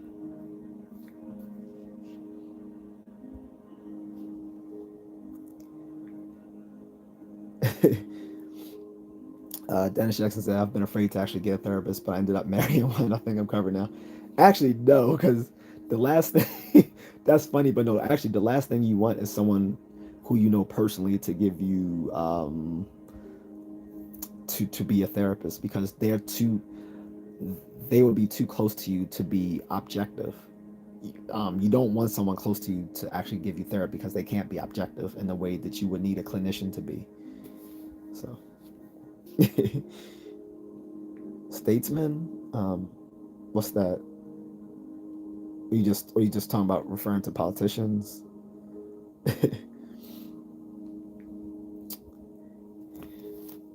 But no, I mean, like seriously, like one of the things people talk about is, like, is social media, like, destroying society and stuff like that. And actually, someone did ask me that when I did this live stream earlier today. Someone actually did bring that up, and I answered it. My bottom teeth stopped COVID. No, I think that was your mother's bottom lip, because she gives good head service.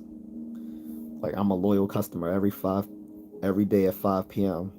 she goes in and give me the works.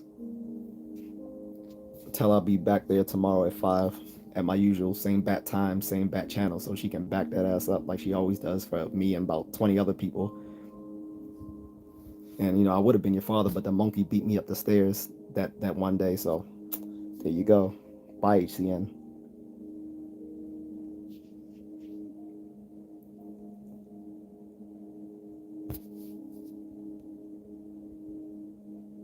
Son of Soweto says, hello, my brother from another mother from across the great waters. What's up, son of Soweto?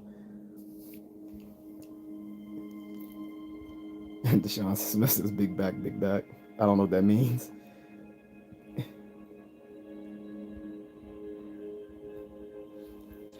But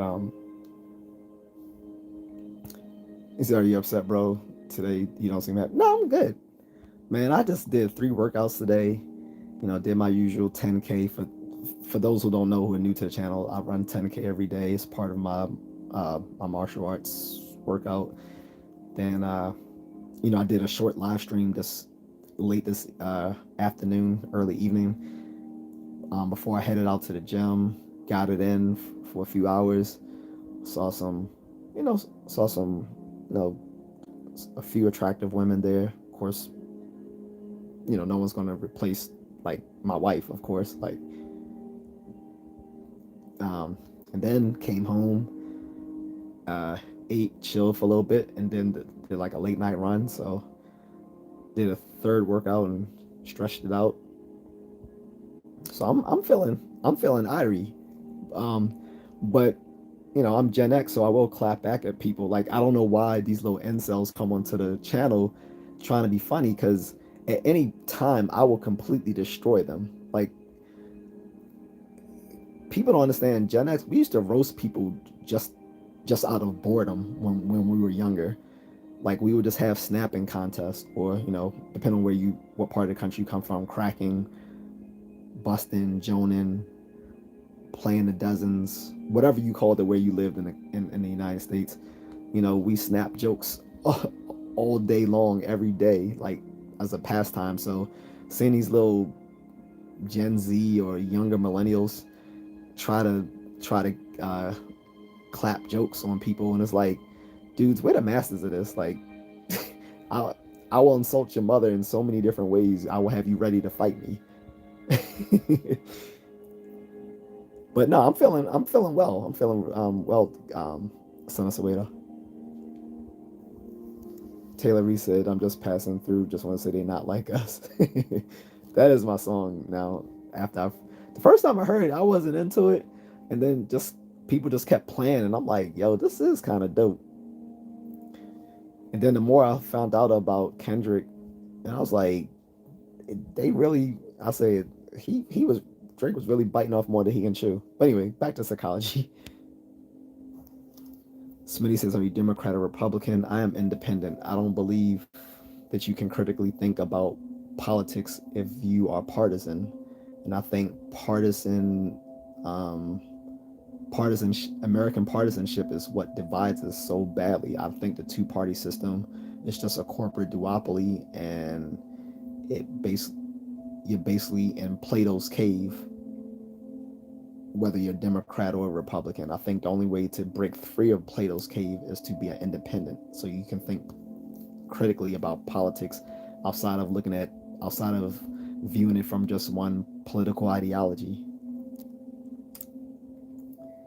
John says it's 11 p.m. where you are. Here it is 2:15, so I'm about to go to bed. uh, Thomas Robinson, okay, he's getting banned.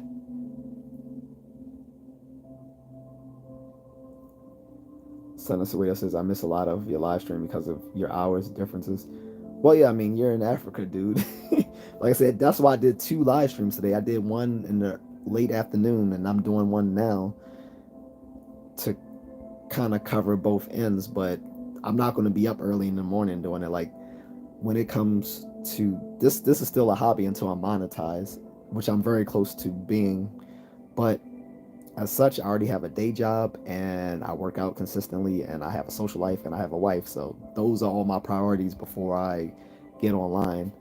So I'm not I'm never going to get on early in the morning, because early in the morning I'm either working out or sleeping or working. So it'll always be like sometime either in the late afternoon or the evening,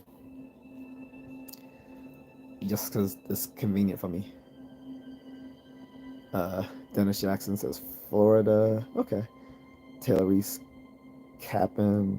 What am I capping about? If you're talking about I'm capping about my uh, workout schedule, there's I can assure you that I'm not.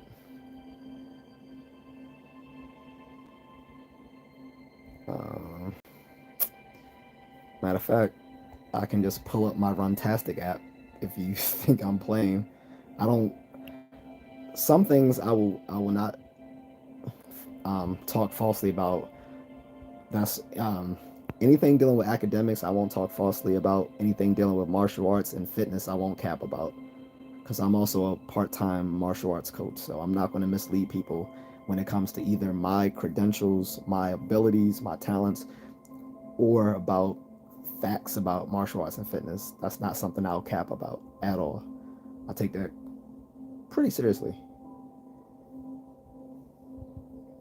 Just because you lack the fortitude to do those sorts of things speaks more of yourself than it speaks of me. That's all I gotta say. Besides that, running 10K a day isn't even that phenomenal for people who are both amateur and professional runners. There are people that run more than I do per day. Like when I look at my Runtastic app, there are people within that I've friended that run like 15 or more kilometers per day. Like, so 10 is not that phenomenal. It just says more about that you're probably a lazy Gen Z or millennial who can't do anything but run their mouth online. So you got to talk about someone capping.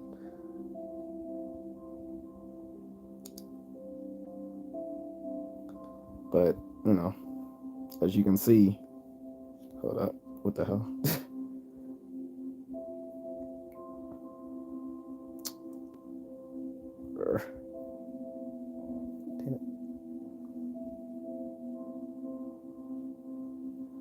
But yeah, as you can see, I do this every day. There's no cap.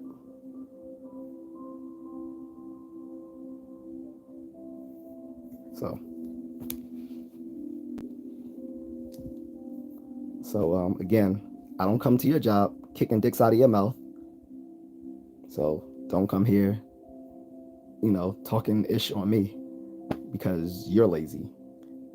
I'm an Army vet, so I'm used to being physically active. What have you done in your life?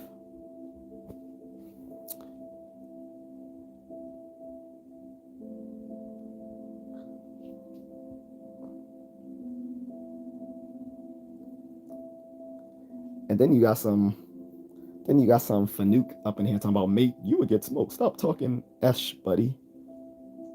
First of all, you're corny just for saying mate. What are you, a fucking pirate? Mate. Get the fuck out of here, you clown. Your name is Thomas Robinson. Were you with the Robinson Crusoe? Like, stop it. Just stop it. Like, you're corny as fuck.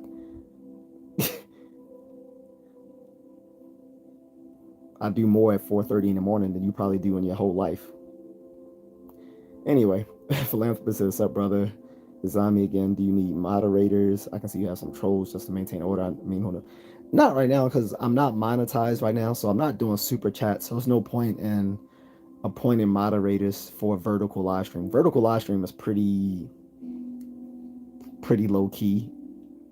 I just like I just like clapping back at trolls because they don't think that. So first of all, they just want attention. Two, they don't realize I can roast them better than they can ever roast me. Not only, and I don't even have to look at them to roast them. I can just go by the lack of intelligence in their comments and roast them. So, and I'm good. Sometimes my wife moderates, but she's working right now from the office. When she works from home, she sometimes helps me moderate, but she can't do that right now. Yeah, same here, Dennis Jackson. 2 in the morning. Hey, I'm about to get off because it's late and I need some water too. This lo-fi is holding up pretty well. Oh, it's about 10 hours of this lo-fi, guys, comes from Ambient Cinematics. This particular one is called You Deserve a Good Night's Sleep. 10 hours of soothing ambient music.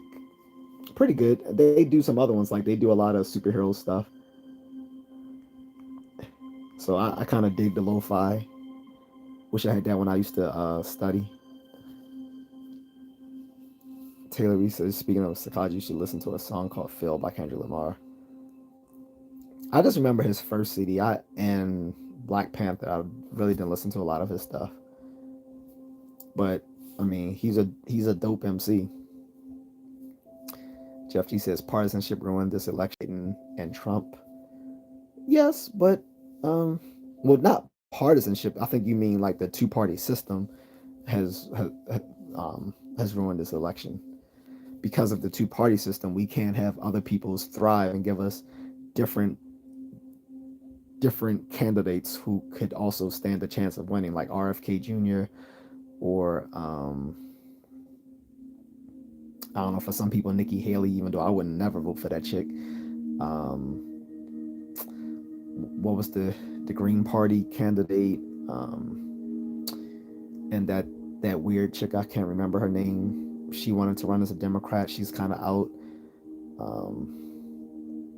And the black dude who's a philosophy professor over at I can't remember if he's at Harvard or MIT now, but him. So yeah, the two-party system kind of makes it but impossible for anyone outside of the two-party system to run on a presidential level. On a local level, you can have third-party candidates or independents, but usually none of them have been able to survive in a presidential election. The closest we had was like Ralph Nader back in 2000, whom they blamed for Gore losing to Bush, and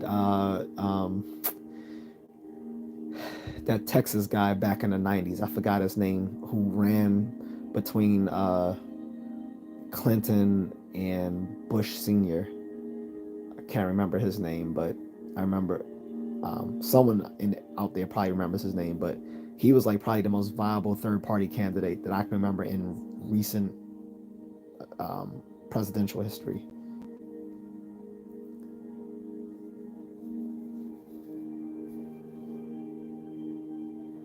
Oh, I'm sorry, Taylor. So you were saying what you call clowning, folks? We call it uh, uh, capping. Oh, okay. I'm sorry. I'm sorry. I thought you were saying I was capping as far as my workouts. I was like, no, I wouldn't lie about working out. Like, I would think, if anything, I would think that was pretty sad if someone was lying about working out and they really didn't. Like, just say, hey, I didn't work out.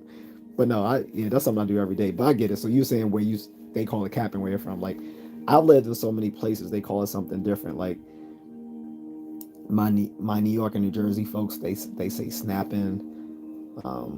In Chicago, I think they called it cracking. In Philly, they called it busting. Um, in DC and parts of Baltimore, they called it joning. I think in LA, they still call it playing the dozens. I'm not sure, but it's like probably 100 different ways to talk about cracking jokes on people, and it's like trolls come here for the attention and not realizing they'll get what they receive. So I apologize.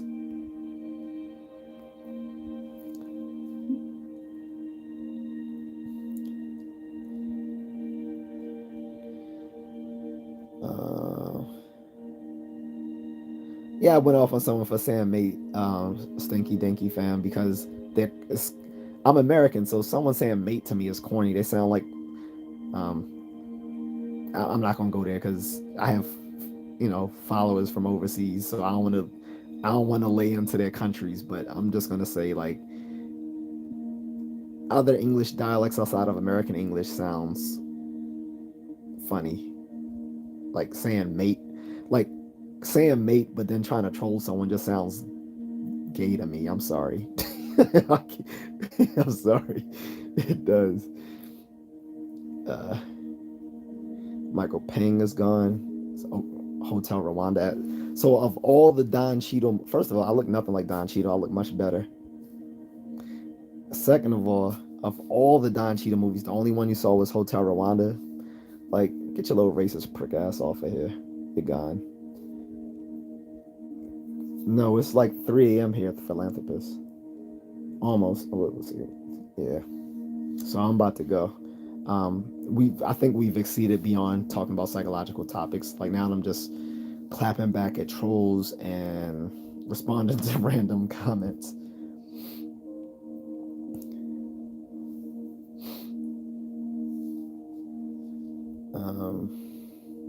I'll try to check it out, Taylor.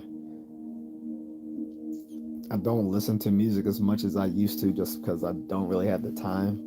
Or I mean, not that, but like if I do listen to music, it's gonna be like something like just instrumental, like this lo-fi right now, because usually I'm doing something else while I'm listening to it, so it's not it's not as big anymore. Like the era of music videos is gone, so it's not so like listening to songs isn't as big to me anymore since music videos have all but died away, and the music videos you do see now look like they were made with like $10. No more. There's no more of the big Hype Williams directed music videos where music videos were like almost as important as seeing a movie. Like you cared about who directed it and who were like the video vixens. Like none of that matters in music videos anymore. Like they're made together now on a shoestring budget and then just instantly like uploaded to YouTube. It's like they lack the pizzazz they used to have when they were seen on MTV and BET. So really the only time I'll listen to music outside of listening to something instrumental would be like when I go to work out. So I'll see if it's on Spotify and probably listen then. But usually if something doesn't sound good while when I run, I instantly delete it. um, Philanthropist says I don't know. It has something to do with psychology, maybe. Without me from Eminem has more to do with psychology and philosophy than feels. This is just a joke, by the way. I sorry, don't get it. I've never heard that song from Eminem. Not listen to Eminem. Taylor says I've never heard snapping. I'm going to have to use that. Yeah, like snapping is what they say in the New York tri-state area. Like they say snapping. They be like, oh snap. You okay? You trying to snap? All right, all right. You trying to snap? Like so. um, but yeah,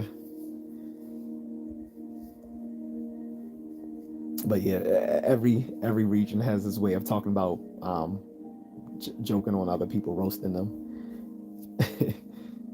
Like I said, I don't know why trolls do that. Like, I'm sorry, I have like if I wasn't a content creator, I have better things to do than to come on someone's you like.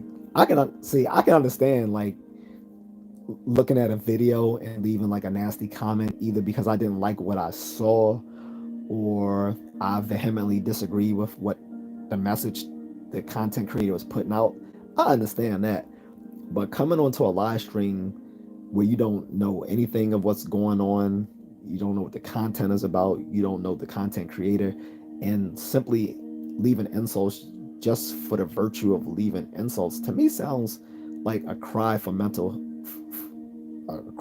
health. Like you like people have so many other things they could do in the middle of the night than getting up 2 o'clock in the morning after they just beat their meat and deciding to put insults to someone in a live stream that they don't even know.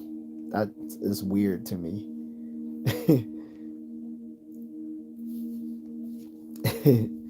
But on that note, guys, I'm going to go. I'm tired. I had a little bit of energy because I did that late night run, but now it's starting to fall down. The energy's starting to go down. So I am about to bounce. Need to charge my phone for my morning workout as well, and get some water. And hopefully don't I didn't cramp up from earlier. But unless there's any specific psychological questions or comments, I'll give it like about a minute, and then I'm gonna close this down. But again, thank you for everyone who liked this video, who subscribed, and if you can also share and hit notifications. That way you know when I'm uploading some videos. For those who don't already know, I plan on I did a previous live stream talking about my bug out bag, this thing right here. I did a whole video on that. You can see everything that's inside this thing. You'd be surprised how much things are actually in there. A lot. So I did a video on that, and because my wife liked it, she's now gonna give me a video with her showing her camping backpack, which is similar to my bug out bag, but not her camping backpack isn't tactical. I told her there's some ways we can tweak her camping backpack to make it tactical as a bug out bag or go bag. But she's going to give us a video. She actually did the video already, but the audio was really bad. So she's going to edit it and do a voiceover so that it sounds this, so you can actually hear her more clearly, because there's a lot of noise in the background, but you can see the sneak peek of that on my YouTube shorts of her talking about her backpack, and she's going to do the full thing that I'm going to upload. She's also going to give me a congratulatory video that she was making to congratulate me on hitting over 1,000 subs 2 weeks ago. It was supposed to be uploaded a week ago, but because of the bad weather, she wasn't able to do those things she was going to do, which involved her being outside. So that's coming. I still have a martial arts workout I'm going to do, and this martial arts video is for beginners, so you don't have to have any previous background in martial arts. It's going to mostly be around mostly be like techniques coming from Muay Thai and Jeet Kune Do concepts. Jeet Kune Do was Bruce Lee's system. So I have that video coming up as well. And my friend and I, while we were going to the gym, were chewing the breeze about his recent trip to Dominican Republic. So that should be uploaded sometime tomorrow after I edit it. Other than that, thank you guys. For those who don't know, my name is Aman, but the name of the channel is Just A Contrarian. The name Just A Contrarian comes about from the fact that because I would disagree with people sometimes when it comes to like certain academic subjects or whatever, they would just easily dismiss me as, oh, you're just a contrarian if I don't agree with them. So I decided to use that as my YouTube name. But the content of this channel varies. I talk a lot about martial arts stuff, about martial arts training and martial arts myths. I also talk about things going on in pop culture, whether it's politics or celebrity stuff. And I also talk about very nerdy stuff like today, like talk whether I'm talking about science or psychology or philosophy type stuff, or um, talking about things like superhero movies or comic books and stuff like that. So all of that is fair game for this channel, and I will at some point be making a second channel just on martial arts alone. So that should cover it. If I'm not reading your comments, it's because I can't see them. Because the last comment I got was from philanthropist saying take care. So that's the last thing I see. So if anything came after that, I'm going. Oh, Mrs. Contrarian is on. She said hello. So everybody, Mrs. Contrarian is in the house. For people who don't believe I have a wife, she does exist. That's her. That's not me making. That's not me doing that. She does exist. I was just telling everyone, Mrs. Contrarian, that since I did that bug out bag video that you liked and were uploading your own camping backpack video, and that you had already filmed it, but you just gotta edit it so that people can hear what you're saying. I was also saying that basically your backpack is very similar to my bug out bag. You just need to make a few tweaks to it to make it tactical, which would make it like a bug out bag. I think the only thing you need to do, well, I think you have the knife we put in there for you. Um, then the only other thing I guess we would add to it, I forgot what I told you. I said, so we're gonna give you the 4-way Silcock key like I have in mine, and some way to filter water. So you need that. Uh, I guess that was about it that you needed to make yours like a bug out bag and not just a camping backpack. Oh, and some sort of large knife or hatchet or something like that. So, and that I think that would be enough to make your backpack also able to be used as a bug out bag. But I was telling them that your video should be up within a few days, and that hopefully you can still do that video for me. What you saying? Congratulations for the 1,000 subs. Uh, and then I told him at some point I'm still gonna do that martial arts video that I promised a year ago.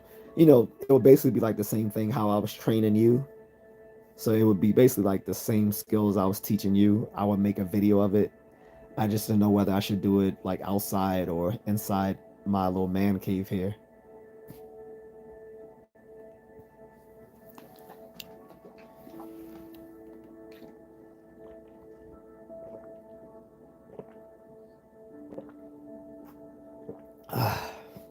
Sorry. I don't know how long you've been on, but I told him I did 3 workouts today, so I'm exhausted. And I keep having muscle cramps, so I need to drink some more water.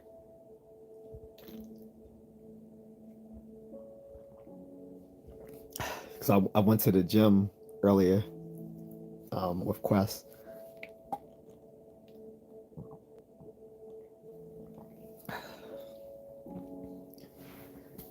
But unless you want me to stay on, Mrs. Contrarian, I was actually about to get off.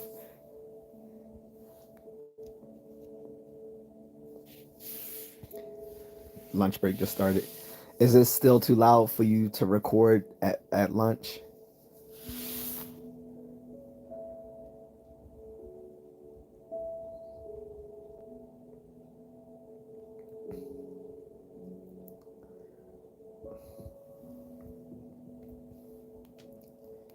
Okay, that's no problem. I mean, I actually, when you said that yesterday, I was thinking, I was like, how would you be able to do it at lunch? But I thought maybe you had some sort of secret location um, that you could use, but I guess not.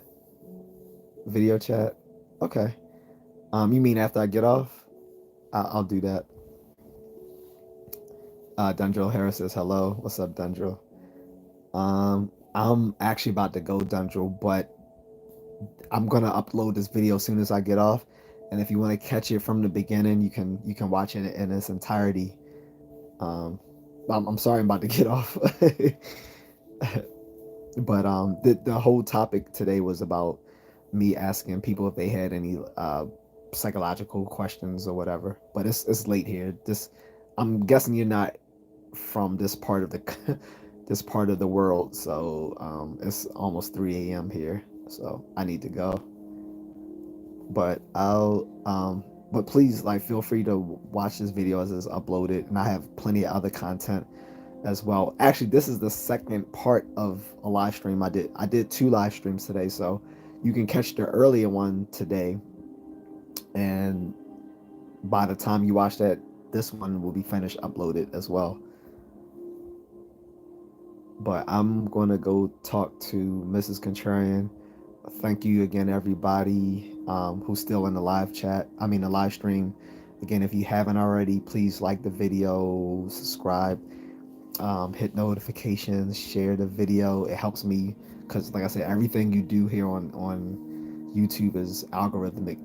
The things you talk about feeds the algorithm. How long people watch feeds the algorithm.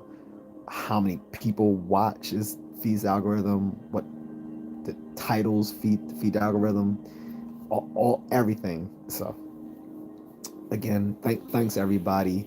Also, if anyone wants to donate, my my Cash App is in the description. So is my Venmo, or you can buy me a coffee. A few folks have already bought me coffees and sent me Cash App, so I appreciate everyone who's done that for me today and within the last few weeks. And I do drink coffee very often, so you'll see me after someone buys me a coffee. You'll actually see me drinking coffee on the live stream to show that I show my appreciation. So with that being said, I'm gonna go, Mrs. Contrarian. I'm gonna hit you up, okay? All right, guys. Thank you. And if anyone has any other like questions about psychology, leave it in the comments, or you can email me. That's also in my description. Again, I want to make it clear I'm not a clinical nor a counseling psychologist, so please don't send me any questions about mental health issues. If you have those issues, please speak with a professional. Go to your primary care doctor to get a referral, or anyone else you know that may have a background in clinical uh, in mental health field, or helping psychology of any sort.